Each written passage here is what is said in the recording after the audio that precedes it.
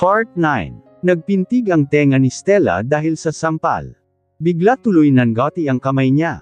Pinaikot ni Stella ang dila sa ilalim ng pisngi at bumantong hininga bago hinarap ang anak na natahimik din dahil sa gulat. Yung sinusubukan mo naman maging mabait pero araw-araw ka din sinusubok ni Lord. Ngumiti ng matamis si Stella sa anak bago ito halikan sa pisngi, Mama is okay. Paninigurado ni Stella sa anak dahil kita niya ang pag-aalala sa mukha nito. Pwede pa favor si Mama. Pwede bang takpan mo muna ang ears mo tapos ay close ang eyes? Mahinang tanong ni Stella sa bata. May gagawin lang si Mama na hindi pwede makita ni Baby Ando kasi for adult only. Pwede ba, anak? Hindi na sumagot ang bata pero sinunod naman nito ang kanyang utos. Huminga muna ng malalim si Stella bago tumayo, hinarap ang bruha na sumampal sa kanya at malakas iyon na sinuntok sa mukha. Rinig naman ni Stella ang pagsinghap ng ibang nasa cafeteria. Si Vernes naman ay napaatras ng ilang hakbang dahil sa suntok niya. Rinig naman ni Stella ang pagsinghap ng ibang nasa cafeteria. Si Vernes naman ay napaatras ng ilang hakbang dahil sa suntok niya. Tanji na ka talaga, no? Nag-uuyam na wika ni Stella. Nananahimik ako dito, let's shake ka. Humakbang muli si Stella para paglapitin ang distansya nila ng bruha sa kasaymanpal iyon gamit ang kanyang kamao. Nang gigihil siya, sobra. Pasensya ka na lang dahil hindi ako marunong manampal, suntok lang ang alam ko. Naghahaman na humakbang papalapit si Stella kay Vernes pero umatras ito. Ano? Ani Stella sa matapang na boses. Yun lang ba ang kaya mo? Tumayo ng tuwid si Vernes at tumingin sa kanya. Hawak pa ng bruha ang ilong na damyugo dahil sa sapak niya. I'll sue you. This is physical injury. Ay demanda kitang, malandi ka. Edi magdemanda ka. Walang hiya talaga ang bruha na to. Kahit samahan pa kita sa presinto, pahabol pa na sabi ni Stella sa katinitigan mata sa mata ang bruha. Pero ito ang tatandaan mo, let's shake ka. Kahit saan korte ka pa magsampa hindi kita aayawan. Tumingin ka sa paligid mo at tingnan mo kung sino ang dehado. Because of what Stella said, Vernes looked around the area. Doon niya nakita na maraming tao ang naroon at nagbubulong-bulungan. Sikat pa naman na modelo pero parang wala kang pinag-aralan sa inaasal mo ngayon. Pang-uuyam pa ni Stella. Ikaw na nga itong nang iwan at naghanap ng ibang lalaki tapos ang kapal pa ng mukha mong bumalik na parang sino, nanlilisik ang mata ni Vernes nang tumingin ito kay Stella. Akala mo din kung sino ka makaasta. Ngumisi din si Vernes habang hawak pa din ang ilong. If I were no, bayad ka lang ng fiancé ko kaya ka nasa pudor niya. Phoebus will surely abandon you if I seduced him. Ako ang mahal ni Phoebus at hindi ikaw. Huminga ng malalim si Stella. Sana okay ka lang tanging sabi niya. Walang patutunguhan ang makipag-usap sa babo na kagaya ng bruha na ito. Magpakasaya ka na habang nandyan pa si Phoebus sa'yo. Vernes smirk. Babalikan kita, haliparot ka. Tingnan lang natin kung hanggang saan yan tapang mo. Tumalikod naman si Vernes matapos nang sinabi nito. Sinipa pa nito ang mga upuan sa cafeteria bago tuluyang lumabas. Are you okay, ma'am? Kinakabahan na tanong ng lalaki na nag-serve sa kanila. Should I call sir? Hindi na kailangan, ayos lang ako. Ngumiti si Stella sa lalaki baka pinuntahan ng anak na hanggang ngayon nakapikit parent at nakatikip ang tenga. Good boy naman itong si Baby Ando ko. Pinisil ni Stella ang pisngi ng anak. Eat na tayo. Sorry kung natagalan si Mama. Pangiti-ngiti si Stella habang sinusubuan ang anak ng pagkain. Maaliwalas na ulit ang mukha ng dalaga hindi kagaya ng kanina na napakataray at maangas. Ang kapal talaga ng mukha ng babaeng yun. Pero napangiti si Stella nang may maisip. Ano kaya ang magiging reaksyon ng bruha na yun kung malaman nito na kasal na sila ni Phoebus? Siguradong abot hanggang planeta ang inis noon. While Stella and Andrew was happily eating their food, Phoebus in the other hand ran as fast he can when he received a call in the middle of meeting. Panay ang mura ni Phoebus habang tinatakbo nito ang daan patungong cafeteria. Tumawag si James, ang head chef nila. Sinasabi na may umaaway daw kay Stella. Isa lang naman ang alam ni Phoebus na pwedeng manggulo. Sana lang talaga hindi nito sinaktan si Stella. Dahil kung sakali na may kahit kunting galos ang dalaga, tiyak siyang mabigat ang parusang kahaharapin ni Vernes. Pero nawala ang kaba sa dibdib ni Phoebus nang makita ang kanyang mag-ina na masayang nilalantakan ang mga pagkain na nasa mesa. Hey, baby? You okay? Nag-aalalang tanong kaagad ni Phoebus. I heard what happened. Nasaktan ka ba? Did that witch hurt you in any way? Nasample lang ako pero hindi masakit, she slapped you. Phoebus, tawag ni Stella sa mababang boses. Ewan niya ba, pero nakaramdam siya ng kunting kaba dahil sa lamig ng boses ni Phoebus. Sobrang dilim pa ng mukha nito habang nakatingin sa kanyang namumulang pisngi. Sa hitsura ni Phoebus ngayon parang handa itong pumatay. Ayos lang ako. May kaba sa dibdib na wika ni Stella. Isang sampal lang ang nagawa niya. Hindi naman masakit. Pero mapula ang pisngi mo. Kalmadong wika na ngayon ni Phoebus at hinaplos ng marahan ang pisngi ng dalaga. Kilig lang yan kasi nandito ka. Biglang banat ni Stella dahilan para mapatawa si Phoebus ng mahina. Hinalikan muna ni Phoebus ang pisngi ng dalaga bago ipinatong niya ang kanyang noo sa balikat ng dalaga. Sorry if I wasn't here when she salped you. Nahihirapan na wika ni Phoebus. Sorry kung inuna ko ang trabaho ko kaysa ang samahan kayo dito ng anak natin. Ano ka ba, ayos lang ako, ani Stella. Dapat nga si Vernes ang tanungin mo kung ayos lang siya. Nasapak ko ang mukha noon. Pasalamat lang siya na hindi retoke ang ilong niya kundi baka tabangin na yun kung sakali. Mahabang lintayan ng dalaga. Napaka-war freak pa kahit wala sa tamang lugar. Ang kapal talaga ng mukha. Ani pa Stella. Hay, nako. Wala ka talagang taste sa mga naging babae mo noon. Mabuti na lang ako ang naging asawa mo. Swerte ka. Malakas na napatawa si Phoebus at lahat ng mga taong naroon sa cafeteria sa mga sandaling iyon ay gulat at hindi makapaniwala habang nakatingin sa boss nilang humagalpak ng tawa. Kahit talaga kailan, walang preno ang bibig ni Stella. Sasabihin ang gusto nitong sabihin. Mas lalo tuloy nahuhulog si Phoebus. Hulog na siya at hindi na makaahon pa. You never failed to amaze me, baby, ani Phoebus sa kahinalikan ng noo ng asawa. I love you, Phoebus said lovingly. Hindi na magtataka pa kung thank you ang isasagot ng dalaga sa kanyang sabi pero halos mapugto ang kanyang hininga dahil sa naging sagot nito. I love you, too. Matamis na tugon ni Stella at tumitig sa mga mata ng asawa. Mahal kita, Daddy P. Sinisksik ni Phoebus ang namumulang mukha sa leeg ni Stella. Putang ina, kinikilig ng sobra si Phoebus. Sobrang lakas pa ng tibok ng kanyang puso. Halos lumabas na iyon sa kanyang mga ribs. Si Baby Ando po mama ko, hindi mo po love. Nagtatampo na tanong ng bata na kanina pa pala pinagmamasdan ng daddy at mama na naghaharutan. Of course love ka ni mama po. Kinarga pa ni Stella ang anak at pinaupo iyon sa kanyang mga hita. Mas love kita kaysa kay daddy mo. Hey! Angal naman ni Phoebus pero pinandilatan ito ng mata ni Stella kaya nagparaya na lang ito. Okay, second na lang si daddy kasi si Baby Ando ang love. Love din po ni Baby Ando si mama ko po. Sinapo pa ng bata ang pisngi ng dalaga at akmang hahalik sana si Andrew sa labi ni Stella nang hinarangan ni Phoebus gamit ang kanyang palad. Mama Stella's lips is only for daddy, son. Ani Phoebus. Sa chicks lang ikaw, okay. Mama ko po si daddy mother mo. Sumbong ng bata kay Stella. Malakas naman na tumawa si Stella. Sasakit ang ulo ko sa inyong dalawa. Nagkulitan ang tatlo. Walang pakialam sa mga taong nakangiti habang pinagmamasdan sila.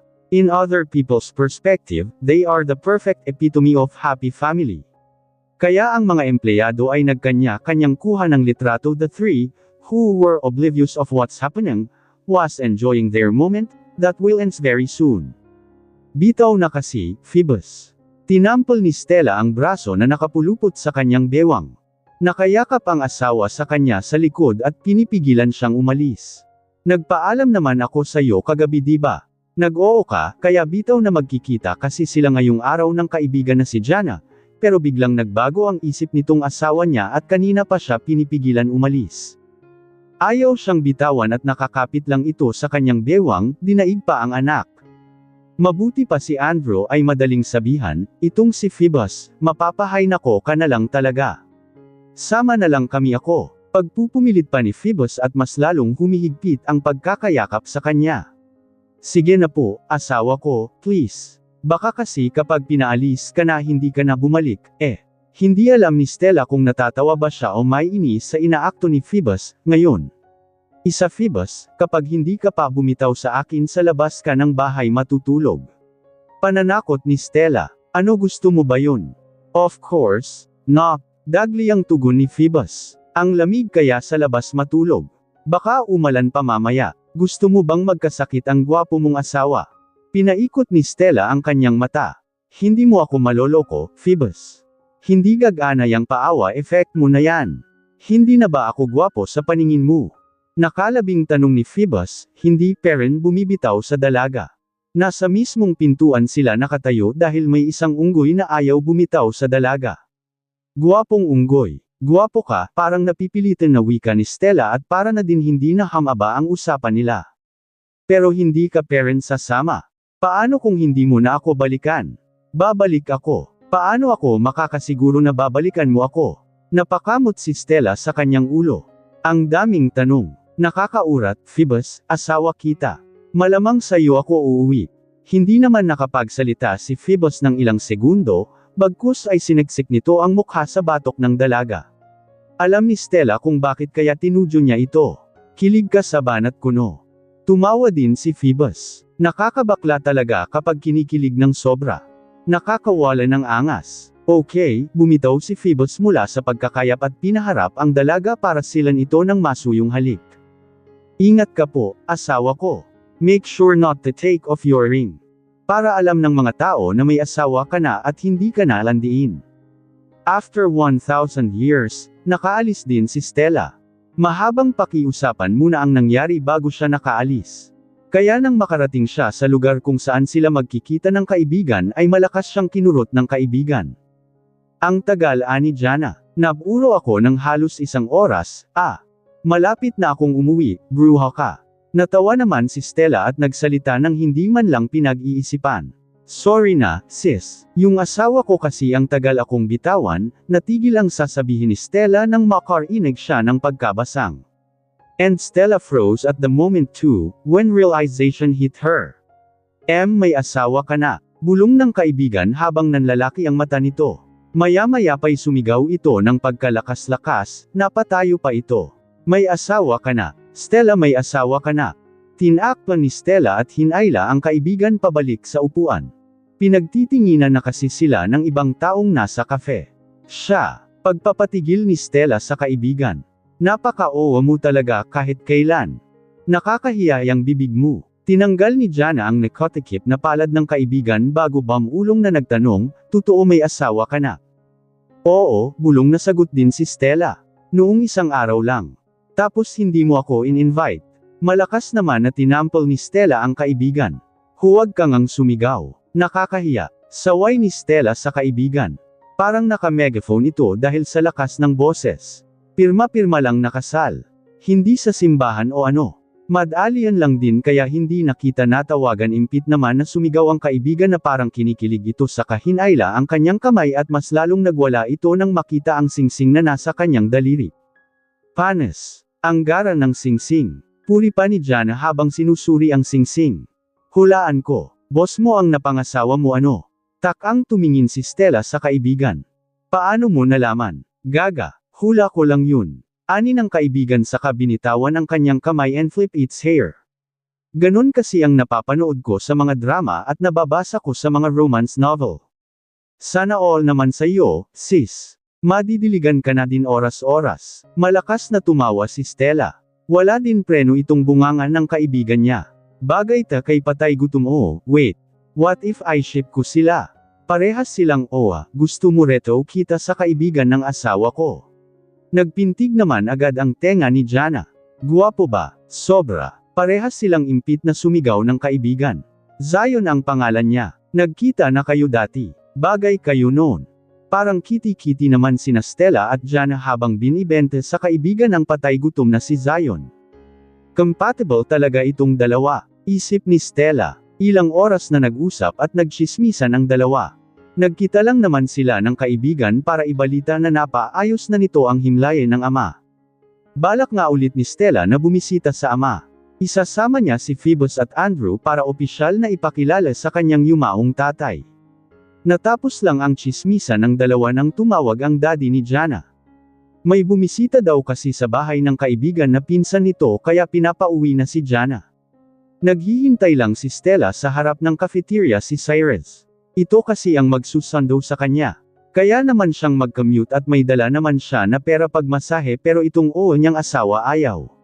Baka lang daw siya mapagod. Talaga, need a ride, Miss Beautiful. Napalingon si Stella kung saan nanggaling ang boses na iyon. Isang lalaki ang nakatayo sa gilid niya at nakatingin sa kanya.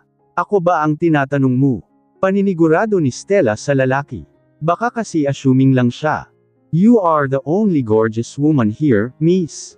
So, yes, I'm asking you. Ngiti ng binata kaya lumabas ang dimples nito sa magkabilaang pisngi. Magalang nang umiti si Stella sa lalaki. Gusto niya umirap sa bulok na pick-up lines nito pero pangako niya sa sarili na magpapakabait na siya. Hindi na kailangan, may susunod na sa akin. Tugon ni Stella at bahagyang lumayo sa binata. Hindi siya komportable sa uri ng tingin nito. Mukhang hindi ka na sisiputin ng jowa mo. Sa kotse ko na lang ikaw sumakay. Ihahatid kita kahit saan pa yan. I'm good at driving, whether it's a car or bed. Nang aakit pa na bulong ng lalaki. Gustong masuka ni Stella, mas gugustuhin niya pang si Phoebus ang mag-pick up line sa kanya kahit corny, kaysa sa lalaking ta. Hindi na lang iyon pinansin ni Stella. Tinatawagan niya si Cyrus para sana sabihan na bilasan pero ring lang ng ring ang telepono nito. Mas lalong hindi nagiging komportable si Stella dahil hindi umaalis ang lalaki sa kanyang tabi. Nakatingin lang ito sa kanya na parang kinikilatis siya habang kinakagat nito ang mga labi. Did I make you feel uncomfortable? Bigla ang tanong ng lalaki. Sumagot si Stella na hindi tinitingnan ng lalaki. Medyo. The man chuckles. Sorry, my bad. Tumuwid ito ng tayo, aalis na ako. Can I just at least know your name, gorgeous? Stella. Sagot agad ni Stella para umalis na ang lalaki. Kung may balak man ito na masama sa kanya, lalaban siya. Stella. Tanong ng lalaki. Parang may inaasahan pa itong kadugtong ng pangalan. Stella itinaas ni Stella ang singsing sa daliri. Altaroza. I'm married. The moment that the man saw the ring, the man smirked while staring at the ring intently. Nice to meet you, Stella Altaroza, ani ng binata sa kangumiti ng pagkalapad-lipad. I'm Nico. Nico Domingo. Anito saka umalis na lang bigla na iwan naman si Stella na bigla na lang kinabahan. Parang pamilyar ang pangalan na iyon. Sa gitna ng pagtulog, nagising si Stella na parang may gumagapang na kung ano sa kanyang katawan. Nang inimulat niya ang mga mata nakita niya ang asawa na panay ang halik sa kanyang hubad na katawan hubad. As far she can remember, nakapijama siya nang matulog kanina. Phoebus marahan na tawag ni Stella sa asawa. Kadadating mo lang ba? Nagugutom ka ba? Wait, ipaghahain lang kita, akin ka lang, Stella. Phoebus said possessively and stared into her eyes. You're mine and mine alone. Akin ka lang, akin ka lang. Stella. Bahagyang nagulat pa si Stella sa biglaan pang-aangkan sa kanya ni Phoebus. Parang iba si Phoebus ngayon. He was like being territorial and claiming his estate. He's domineering what's his. Parang may pinanggagalingan ang bit salita nito na parang takot na maangkin man siya ng sinuman. Nakapatong sa kanya ang binata. Nabibigatan siya pero hindi niya iyon alintana. May kung ano kay Stella na bumubulong na parang hindi ito okay. Mapupungay ang mga mata nito at namumula. Hey, marahan na tawag ni Stella sa kahinaplos ang mukha ng asawa na nakapatong sa kanyang ibabaw. Ayos ka lang ba? May nangyari ba sa trabaho? Mula nang dumating si Stella kanina galing sa lakad nito ay hindi pa umuwi ang asawa. Hanggang nakatulog na lang siya wala pa din ba ito? Umiling si Phoebus. Parang may ibig sabihin ang mga tingin na pinapukol nito sa dalaga. Akin ka lang naman di ba? Seryosong tanong ni Phoebus habang hinahalikan ang leeg ni Stella pababa sa collarbones ng dalaga. Sagot, Stella, akin ka lang naman di ba? Nilalamig ang balat ni Stella dahil sa lamig galing aircon ng kwarto pero nag-iinit ang kanyang katawan dahil sa patuloy na pagromansa ni Phoebus sa kanya. Nakainom ka ba? Ungol na tanong ni Stella, naamoy niya kasi ang hininga ng asawa. May problema ba tayo? Dahil sa kanyang tanong, napatigil si Phoebus, sa paghalik sa kanyang leeg ni Stella. Isinandal ni Phoebus ang noo sa balikat ng asawa. He take a deep breath before shaking his head. Can we make love? Paos na bulong ni Phoebus sa dalaga. Si Andrew nasa kwarto niya, bigla ang sabi ni Phoebus dahilan para matigil si Stella. Binuhat ko pagdating ko binuhat ni Phoebus ang sarili saka lumuhad sa gitna ng nakaparte na hita ni Stella. Isa-isang kinalas ni Phoebus ang butones ng kanyang polo habang titig na titig sa mukha ng asawa. Stella gulped when a muscle body of Phoebus came into view. Napalunok siya dahil mas lalong nag-init ang kanyang katawan. How can anyone be sexy by just taking off his clothes? Malayang pinanood ni Stella ang asawa na naghuhubad sa kanyang harapan. Natutokso si Stella na paglandasin ang kanyang mga daliri sa matipuno na katawan ng asawa. He was like a demigod on full show. Kahit na masakit ang buong katawan ay pinilit ni Stella na tumayo para linisin ang katawan ng asawa. Kumuha siya ng bimpo at maligamgam na tubig sa pinunasan ng asawa. Pagkatapos ay sinuotan niya ito ng boxer. Pinalitan din muna ni Stella ang kumot at bedsheet dahil basa iyon at amoy pag-iisa nila. Siya naman ay dumaretso sa banyo para paliguan ang sarili. Nararamdaman pa ni Stella ang likido na tumutulo sa kanyang mga hita. Ngumingiwi si Stella tuwing gumagalaw siya. Hindi na inabala ni Stella na magsuot ng kahit na anong damit at tumabi na lang sa asawa mahimbing na ang tulog. Kahit pabasa ang buhok ay pernikat ang dalaga. Bukas kakausapin niya ang asawa. Alam niyang may nangyari, pero hindi niya lang alam kung ano. Deep into her consciousness, Stella woke up feeling sore all over her body. When morning came, Stella couldn't get up. Nagising siya nang maramdaman na parang may pumupuna sa kanyang buong katawan. Nakita ni Stella si Phoebus na maingat siyang pinupunasan ng bimpo. Good morning bati ni Stella sa paos na boses. Nanunuyo pa ang kanyang lalamunan. Hindi din maganda ang pakiramdam niya, parang may lagnat yata siya. Maayos ba naggising mo? Nag-aalalang tanong ni Stella sa asawang tahimik. Wait lang, may luluto lang ako ng agahan, rest for a while.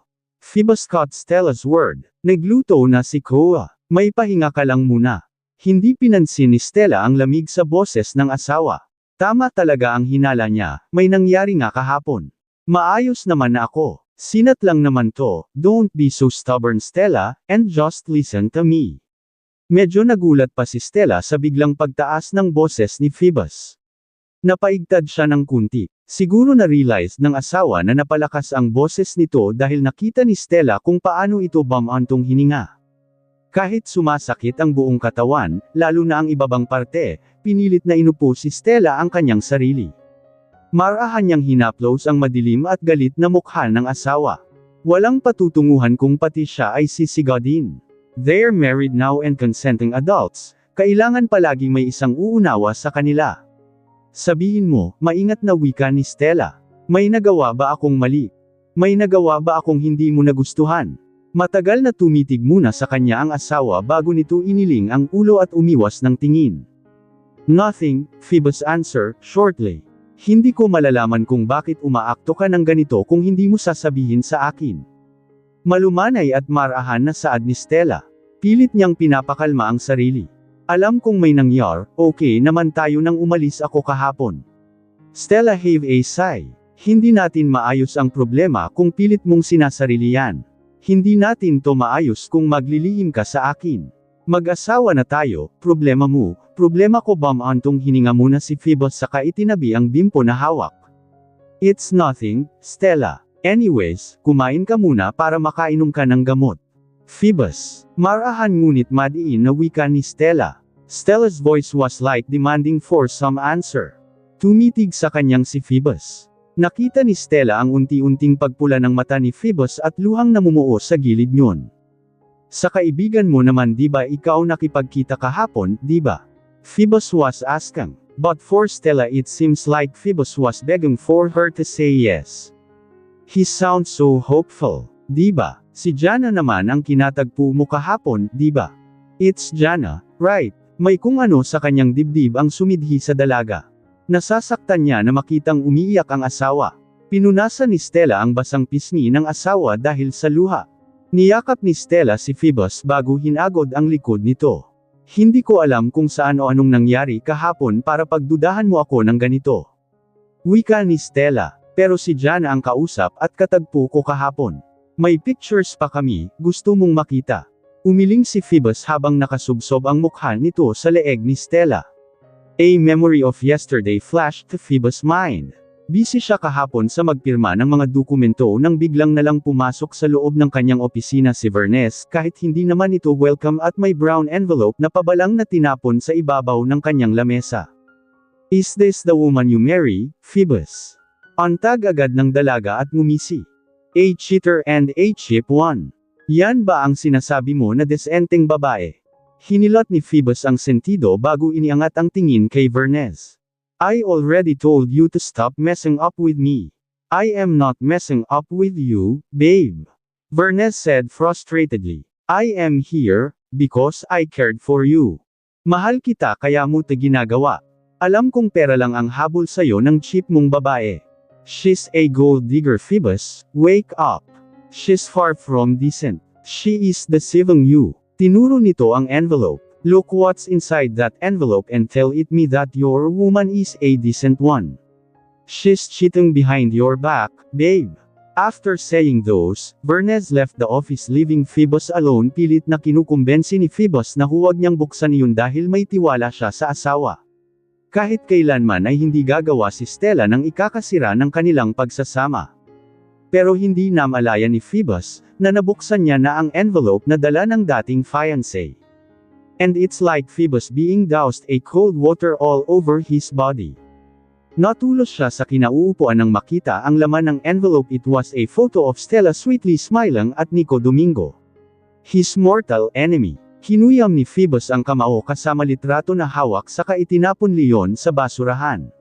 Phoebus gritted his teeth and clenched his fist. Tangina, bakit? Stella really cheating on me? Iwinaglit iyon ni Phoebus sa kanyang isipan.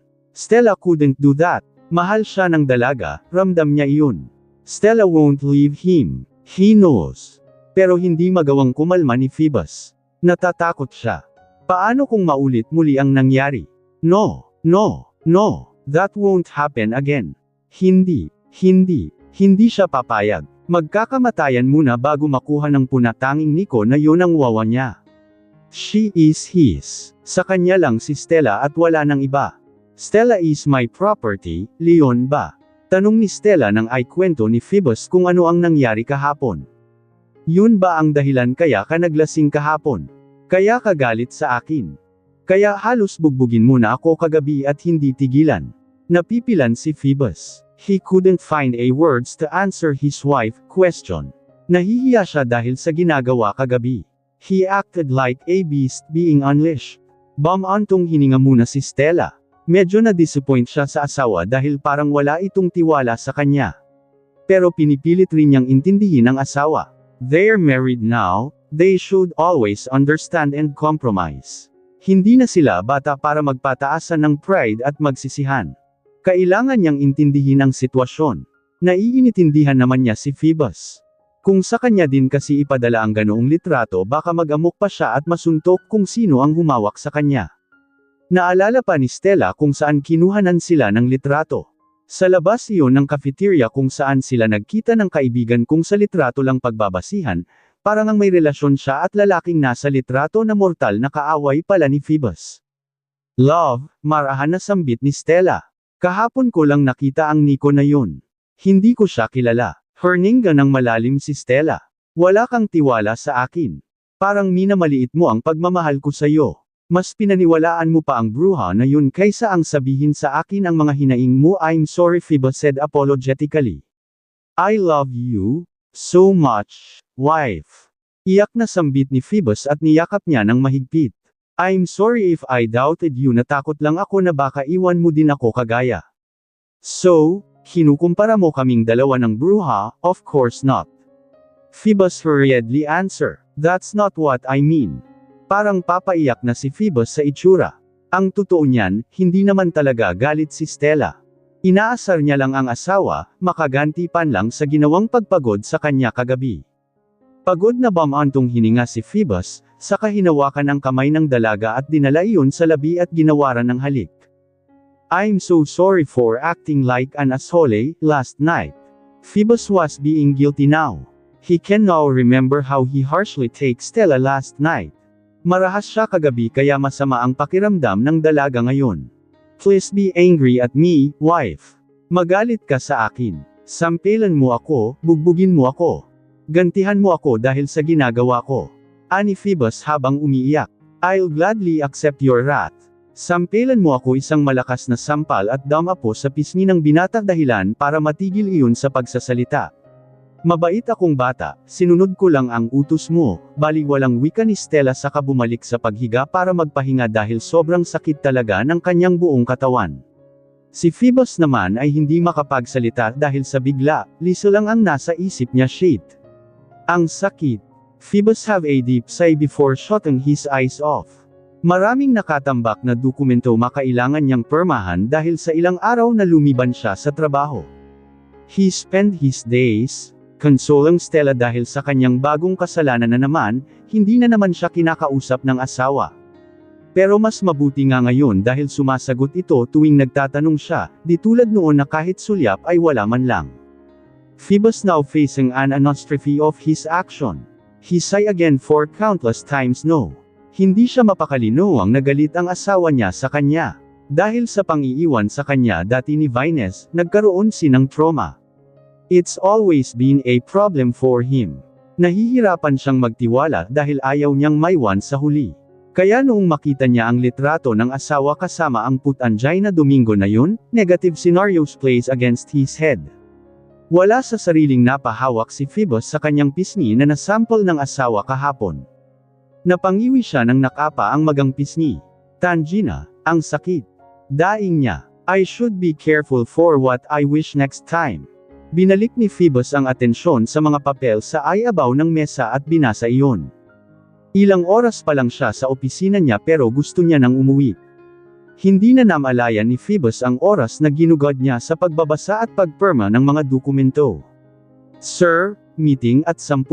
Paalala ng kanyang sekretarya. Totoo niyang sekretarya. Dalawa ang kanyang sekretarya, si Alan at Kenzo, pero si Kenzo ay sekretarya niya ibang negosyo or more on personal. At ngayon, hindi ito sumama sa kanya. Gusto na daw mag-resign at tumambay na lang sa kanilang bahay, silang dalawa ni Cyrus. Mas gusto daw nilang tumambay sa bahay kaysa ang magtrabaho. Okay, tugon ni Phoebus saka tinanggal ang salamin na suot. Umalis naman ang kanyang sekretarya. I want to go home. Phoebus stood up and get his coat. After fixing his clothes, he then head to conference meeting. Phoebus plastered his stoic face. Pagpasok niya sa napakatahimik ng buong silid. Wala ni isa ang nagtangkang magsalita, start. Ani Phoebus sa seryoso at walang ekspresyon sa mukha pero imbes na sa harap tumingin, nag-cellphone lang si Phoebus. Nagsimulang mag-presenta ang taong nakatayo sa harapan nila. Silence was the only thing present in the room. Walang may nagsalita bukod sa taong nasa harap. Lahat mataman na nakikinig. The presenter trembled in where he stand when his boss spoke. Still his attention were at his phone. So, our company's sales dropped 5% this month. Tanong ng boss nila. All the head of department shake in fear. Only the department heads are present for the meeting. Yes, sir. Sagot ng nag-present ng report sa harap. Why? Isa-isang tiningnan ni Phoebus ang taong nasa conference room. They all went quiet, which pisses him off. Are you all deaf and mute now? I'm asking this one last time. This month's report was awful and only this month's sales were the lowest sales we have this year. So I'm asking you one more time. Why? Someone from the room cleared its throat. It was the marketing strategy department. Sir, we have plenty of competitors this month, and you didn't do anything about it. Phoebus asked. Tulad ng kanina, wala nang may nagsalita. Huminga muna ng malalim si Phoebus bago tumayo. Let's end this nonsense meeting. Umalis si Phoebus nang hindi man lang nilinggan ang mga tao sa meeting hall. Ito yung rason kung bakit ayaw niyang magtrabaho. Stress masyado. Mas gusto niya pang tumanbay sa bahay nila at makasama ang mag-ina niya. I'm taking a leave now. Imporma lang ni Phoebus sa sekretarya niyang nakasunod lang sa kanyang likuran nang umalis sila sa conference room. Tumango lang ito at hindi nagsalita. Talagang uwing-uwi na siya. Agad niyang pinaandar ang kotse nang marating niya ito. I miss my wife. Kailangan niya pang suyuan ang dalaga. Kaya nag-stop over muna si Phoebus sa isang flower shop na nadaanan para bumilis ng bulaklak. Good morning, sir, magalang na bati ng isang babae na nasa counter. Anong bulaklak po ang hanap niyo? Sinipat ni Phoebus ang mga bulaklak na naka-display. Lahat yun magaganda pero wala siyang may nagustuhan. You do personalized arrangements? Yes, sir. But we add another fee for it. It's okay. Pumili si Phoebus sa mga bulaklak na naroon. Lahat ng klaseng bulaklak ay pinagsama-sama niya sa iisang bungkus. Minutes later, a beautiful mixed flower bouquet was made. He was satisfied for the results. How much? Tanong ni Phoebus habang nakatutok ang paningin sa bulaklak na hawak, 68,000 for the flower and an additional 1,800 for the personalized arrangements. Walang pikit matang inabot ni Phoebus ang card nito sa babae. Dahan-dahan na pinasok ni Phoebus ang bulaklak. Medyo may kalakihan at kabigatan iyon. Other than that, it's all worth it. I hope Stella will like it. Sunod naman na binili ni Phoebus ay isang box ng donuts, chocolates at leche flan. Paborito iyon ng dalaga. Medyo nahirapan pa siyang makahanap ng leche flan. Sunod naman ay bumili siya ng malaking stuffed toys na bear. Para talaga siyang nanliligaw. Will, it's for my wife. Kahit pa gumastos siya ng milyones ayos lang, basta para sa asawa. He was at the middle of the road when his phone rang. Sinagat iyon ni Phoebus nang hindi man lang tinitingnan kung sino ang tumawag. Karaniwang gawain na yun ng Phoebus. Phoebus Altarozes speaking. Who am speaking with? He turned his phone into loudspeaker kaya nagmaneho ulit. Hindi mo ba tiningnan kung sino ang tumawag sa'yo? Oh, Dad. It was Solomon who called. Napatawag ka. Gusto kong ikumusta si Stella, nandyan ba siya? Bakit mo naman kukumustahin ang asawa ko? Seryosong sabi ni Phoebus. Ako lang ang may karapatan na kumustahin ang asawa ko. Matagal muna bago sumagot ang ama. You married Stella? Solomon asked, still shocked. Yep. Bali walang sagot ni Phoebus. Tapos hindi mo man lang ako sinabihan. I aren't your father you bastard son. Senggal ni Solomon. Mabuti na lang talaga ay malayo sa tenga niya ang cellphone, kung hindi makanabingi na siya. It was a shotgun marriage. Sagot ni Phoebus. Call me later, Dad. I'm driving. Akmang ibababa na sana ni Phoebus ang tawag nang magsalita ang ama. I just called to give you some warning. Seryosong sabi ni Solomon. Domingos are being quiet these past few days. They didn't sabotage any of our company, so I assume that they're cooking something evil, so be vigilant. Babala ni Solomon sa anak. Don't let your guard down. Kinuyam ni Phoebus ang mga palad habang nakahawak sa mabi nila. Foots King Domingos. Mura ni Phoebus. Subukan nyo lang na kantihin sino man sa mag-ina ko, dahil ako mismo ang papatay sa inyo. I should be more careful. Talagang sakit sa ulo ang mga Domingo na yon. Hindi marunong madala. Iba talaga ang nagagawa ng inggit. Nagbago tuloy ang mood ni Phoebus. Hindi naman siya takot sa mga Domingo, ang kinakatakutan lang niya ay baka isa sa mag-ina niya ang gantihan nito. Try harming my beloved, and you'll relish the taste of hell on earth. Bilasan niya kasi. Baka dumating na si Phoebus, papagalitan tayong lahat nun. Utos ni Stella sa 4 na unggoy. Bilis-bilis. Dahil wala silang magawa, naisipan ni Stella na mag-slide sila. Pero hindi normal na slide ang gusto ng dalaga. Slide na may konting twists. Sino nga ba ang nagsabi na tumulong ako dito? Parang terega na tanong ni Kenzo habang pinagtutulungan nilang pasanin ang 4 na pinagpatong-patong na foam bed. Huwag ka nang magreklamo dyan, Kenzo. Mag-e-enjoy ka din ito mamaya. Excited na tura ni Stella. May nakita kasi siyang video online habang ang anak na nag-slide sila sa hagdan habang nakasakay sa foam bed. Dahil bored siya at walang magawa, gusto niyang i-try. Tiyak siyang masaya yun. Inilatag ni Stella ang foam na pasa ng 4 sa ibabang parte ng hagdan, para kung sakali man na ma-out of balance sila ay hindi sila babagsak sa sahig. For protection just in case. Okay. Sigaw ni Stella nang matapos ay latag ang 4 na foam bed. Sino ang unang susubok mag-slide? Tanong ni Stella sa 4 na unggoy na nakaupo sa baitang ng hagdanan. Walang may nagtaas ng kamay. Stella clapped once. Okay. Ako na ang unang susubok. May isang foam bed ang nasa taas ng hagdanan. Umakyat si Stella pero bago pa man siya tuluyang makaakyat tumayo na si Zion. Ako na muna ang susubok. Anito saka umakyat. Umupo ito sa foam bed at naghahanda na pumausdas. Ipagdasal nyo na lang ako Tangina, biglang napasigaw si Zion dahil dumausdas na lang ng kusa ang bed. Hindi pa ako ready Malakas silang napatawa nang makita ang mukha ni Zion. Mukhang matatae na ito. Ang kaninang si Kenzo ay parang gusto na din ay try. Nagpagulong-gulong din si Koa at Cyrus nang marating ni Zion ang dulo ng hagdan at tumilapon iyon dahil sa impact. Buti na lang talaga may mga foam bed na nakalatag sa baba ng hagdan dahil kung wala, bukol ang abot ni Zion. Ano, Zion? Okay ka pa ba? Tanong ni Koa sa gitna ng pagtawa nito. Tangina, para kang natatae sa hitsura mo. Hindi nagsalita si Zion at muling kinuha ang foam bed at dinala iyon hanggang tuktok ng hagdan. Putang inaaal ang saya. Ani Zion at damapa sa foam bed sa kapunada useless ang foam bed. Wuho! Si Kenzo, Koa, Cyrus ay nagkatinginan at nagpaunahan na kunin ang foam bed kay Zion dahil gusto din nila iyon matry. Shit. Me, first. Si Kenzo sa katinulak no Koa na nasa unahan niya. Anong ikaw? Ako muna. Si Cyrus iyon. Anong kayo? Ako muna ang susubok. Ako naman ang nagpasan niya. Si Koa at Hinayla ang dalawa sa kaanabungan si Zion sa babalaglag pa nga naman si Stella habang nakatingin sa tatlong malapit ng magpatayan kung sino ang susunod. Walang may nagtaas ang kamay kanina pero nagkakasakitan na ngayon para lang makasubok. Ako ang nag-isip pero sila ang naging masaya. Ang galing! Wika ni Stella habang nakatingin sa 4 na unggoy na ngayon ay naghahabulan na dahil ayaw ni Zion ibigay ang foam bed nito. What the hell is happening here?